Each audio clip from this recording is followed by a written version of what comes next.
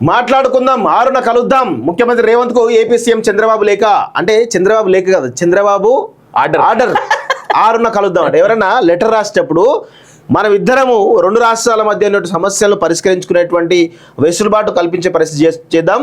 అదేవిధంగా time date మీరు fix చేయండి, నేనే వస్తా అని చెప్పాలి. 6న వస్తా, 4 గంటల టైం ఫిక్స్ చేయి, ఆ ప్లేస్ మేబీ ప్రజాభవన్ అని చెప్పేసి చెయ్యి అని చెప్పేసి ఆర్డర్ ఇచ్చిండు. ఎవరికి? రేవంత్ రెడ్డికి. అయితేనే ఈయన శిష్యుడు కదా. రేవంత్ రెడ్డి కూడా ఏం చేయాలి? 6న వద్దురా నాయన, 10వ తారీఖు రా అని చెప్పాలి. అది చెప్తారా? చెప్పాడు. ఎందుకంటే నీ గురువు కదా, గురువు చేసి ఆర్డర్ నువ్వు పాటించాలి కదా. భయం కూడా కదన్న. ఎందుకు భయం? విభజన అంశాలపై చర్చించుకుందాం, పరిష్కారాలు గుర్తిద్దామని ప్రతిపాదన. తెలంగాణ సీఎం సానుకూల స్పందన. ప్రజాభవన్లో సీఎంల భేటీ ఖరారు. నేడు అధికారులతో రేవంత్ భేటీ. విభజన సమస్యలపై చర్చకు నిర్ణయం. తెలుగు రాష్ట్రాల ముఖ్యమంత్రుల భేటీకి రంగం సిద్ధమైంది. ఈ నెల 6వ తేదీన హైదరాబాద్లోని ప్రజాభవన్లో ఈ సమావేశం జరగనుంది.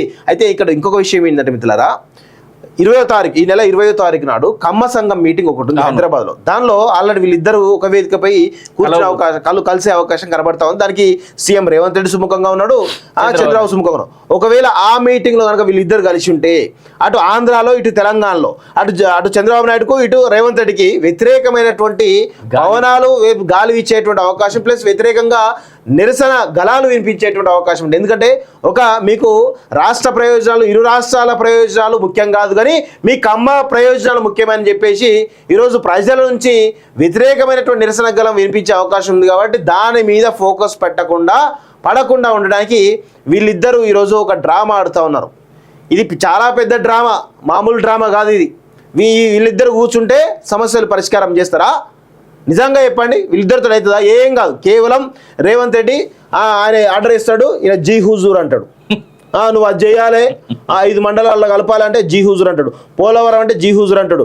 కృష్ణానదికి సంబంధించినటువంటి పోతిరెడ్డిపాడు పోక ఇంకొంచెం పెద్ద కొట్టుకుంటామంటే ఆ జీ హుజూర్ అంటాడు.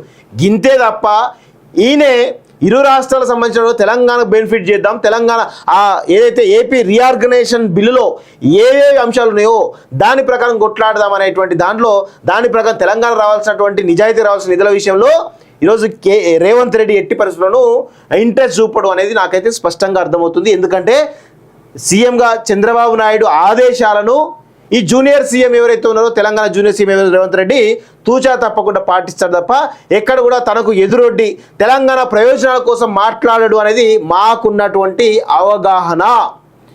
ఒక హెడ్ మాస్టర్ వస్తున్నప్పుడు క్లాస్ స్టూడెంట్ వినాలి కదా ఇప్పుడు అదే కదా. ఎందుకంటే ఆయన 6వ తారీఖు మీటింగ్ పెట్టగానే జీ హుజూర్ అంటే దాని ఏమంటారు, గంగిరెద్దు లేక ఊపుకుంటూ 6వ తారీఖు ఎందుకు పెట్టాలి?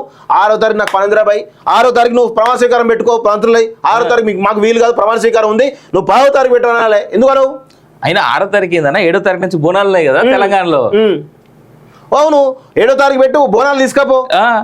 నీకు వాళ్ళకి అందరికి మంచిదే కదా. మొక్కి కావాలంటే సుధా కుండ ఎత్తిపోయి బోనం కుండ. ఇంత ముందు మా కవిత కుంటుండే పాప జైల్లో ఉన్నది బాధపడుతున్నాం, ఇలా బంగారు బోనం ఎత్తినే మా కవిత లేకపోయాల. ఖైదీల క్షమాభిక్షకు ఓకే, విడుదలకు గవర్నర్ ఆమోద ముద్ర, వారికి ఉపాధి చూపాలని సూచన. గవర్నర్ కోట ఎమ్మెల్సీల పెంచచ్చ, పన్ను చెల్లింపుదారులవి వరాలు ఇవ్వండి కేంద్రానికి రాష్ట్ర ప్రభుత్వం లేక అంటూ ఒకరిని చూస్తా ఉన్నాం.